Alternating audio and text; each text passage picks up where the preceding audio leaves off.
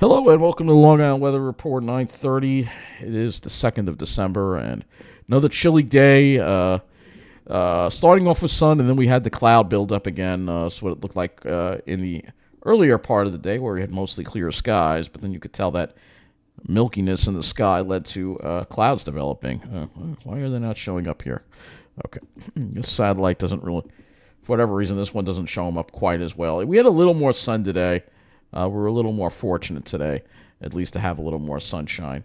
If we wanted to go and take a proper look at that, I'd have to go to a 150 frame thing to show you the what happened with the cloud cover today.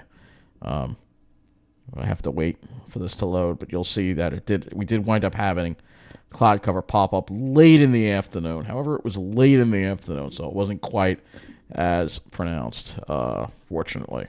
And because of that, yes, I was finally able to get to the Pine Barrens, though not that far. I just went out to Deer Park for a little bit, just to enjoy some pines. Yeah, that's pretty. And I noticed that we did. The good news is I did see water puddled on some of the trails, which is good, sign of the rain. And you'll notice here in this picture that, yeah, it's ice actually here. So it looks like there's some ice actually here on here, and then afterwards.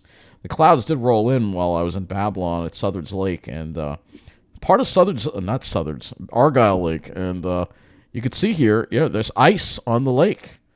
That's right, ice on half the lake. So if we look at come on, what are we doing here? What are we doing, computer? Come on, knock it off. You'll notice that there was some ice on the lake here, so you can see the clouds come in, and then ice. Yeah, this is ice, so it shows you how cold it's been. We've definitely seen that ice on the lake. It was quite pretty, though. Quite pretty. Again, that milkiness in the sky, you can see here in this picture what I'm talking about. A little bit of a crepuscular ray right there, and then I have another picture here. Some more crepuscular rays. So, yeah, definitely some milkiness in the sky today. Wasn't really, you'd think with this cool air in place, you'd think that we would have a nice blue sky, but it's not quite. So let's go and look at our current conditions outside right now. You see gale watch is in effect for our offshore waters. It's still got lake effect snow warning now in effect until Tuesday at 7 p.m. It has calmed down a little bit compared to yesterday. And some of the winds have also calmed down, which means we're going to have radiational cooling tonight. I see West Hampton's down to 27, 24 at Miller Air Park, 32 at Islip. And, yeah, so dry air in place, dew points 21. Dew points in the upper teens to low 20s, which is going to probably get us down to quite a chilly temperature tonight, for sure. 32 at Islip. Meanwhile, I had to open the window because my apartment was an oven, believe it or not. It's like 73 when I got in here. So I had to open the window, put the fan on. Luckily, the laundry exhaust wasn't going. Then it started smelling like urine, so I had to close the window. But before that happened, I put this thing by the window, and the air coming in through the window said 43 degrees. So, yeah, it's just, yeah, I know. But anyway, let's go look at the high temperatures for the day. We'll have to close in here, and it looks like around 40 degrees again. Some areas were a little warmer, surprisingly. West Hampton was 43. Central Park was 38. 40 at Islip, and let's see how they did in New Jersey. 39 in the Pine Barrens west of Toms River. Let's look at the lows. Wow. 12 degrees for a low. I said it was going to get into the teens in the Pine Barrens, and it sure did in Jersey. 12 degrees for a low at the Robert J. Miller Air Park there, west of Toms River in the Pine Barrens. That's incredible. I don't think West Hampton got that cold. Well, it did too. All right, 12 degrees at West Hampton too. It's very interesting how these two sites often match with the temperatures. What in the Pine Barrens, in these areas, you had the calm winds, dry air, and it went down to 12 degrees in the Pine Barrens. That's very cold. It was 19 Shirley, 23 at Islip. And yeah, 20s pretty much everywhere. Though the city only got down to 30 in Central Park, which probably similar to what my alley had. because I live in an urban hellhole. But yeah, you can see the teens in the Pine Barrens there. Real nice. Cool down. Real nice. That's for very chilly. No wonder why things are freezing up in the Pine Barrens. It gets very cold in there. And I have a feeling if you put, even in Deer Park or in Edgewood Preserve, if you put a thermometer in there at night, it would probably drop quite a bit, I bet. You probably have very good radiational cooling there as well. Looking at the radar, there are some lake effect snow showers upstate, not as bad as it's been. You notice some offshore ocean effect stuff too that's developing too. If we see that on the radar here too as well. We do see that on the radar. Now, unfortunately, guess what? We still don't have the monthly summaries yet for iSlip. So if we can put it here, yep, it's still showing November 1st. I mean, now we are 2 days in, and Upton still hasn't issued their monthly for the. You can only look at the preliminary monthly data, which, well, I guess we're going to have to do because they never bothered to. Well, you know what? I'm waiting for the official. So that's pretty pathetic. We'll go to the daily climate report for iSlip. High of 40, low of 23. The high was 8 degrees below normal. The low was 10 degrees below normal, putting us 9 degrees below normal for the day. Central Park had a high of 39 and a low of 29, 9 degrees below normal for the day. Now, I'm kind of curious. If we went to the Philadelphia office, I wonder if they put their climate reports together, because I have a feeling they did. Let's go and take a look. So let's do that. I'm going to find the link. It's in a slightly different area. Let's see it. I know it's in a slightly different area. So climate information. So observed weather. Go to the monthly weather summary. And we'll go ahead and look at Atlantic City Airport. And yeah, of course, they have theirs up. Well, you know, when I have to shut up and go live in New Jersey, well... this is what I will be reviewing. So, hey, high of average maximum of 61.7 at Atlantic City Airport. The normal is 57.1. That's 4.6 degrees above normal. The average minimum of 39.0, 39, is 2.4 degrees above the normal value of 36.6. So that's a mean of 50.4, which is 3.6 degrees above normal. For the normal value is 46.8. Precipitation 2.36. Normal value is 3.37. So yeah, this is the official reporting station for most of Ocean County, I think. They don't have, as far as climate sites go, the only other one that's kind of closest would be Trenton, which we can look at that too as well. Monthly weather summary for Trenton. Similar results. 3.1 degrees above normal for the month for temperatures. High was 3.8 degrees above normal. Average maximum of 58.3. That's quite above normal. But again, this is the information for the Philadelphia office, because I guess they don't drink. Philadelphia office doesn't drink the orange man juice, but I think, unfortunately, Upton, I think they do. I shouldn't even say that, but honestly, I don't know what else to think.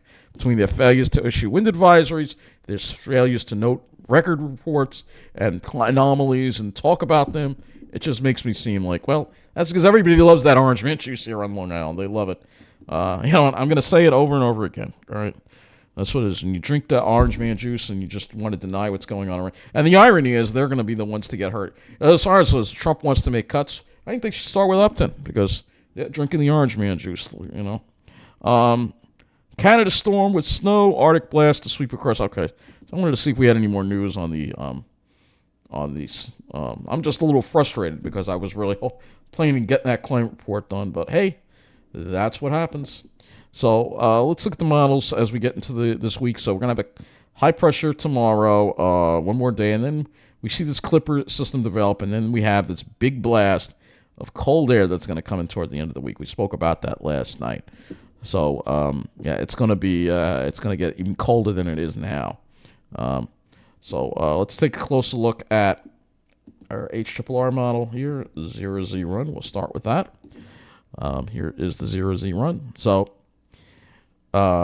obviously, it's not showing as much with the lake effect. All right, it's still showing, again, another instability trough coming through and possibly triggering an isolated rain or snow shower, as well as additional cloud cover toward the afternoon tomorrow.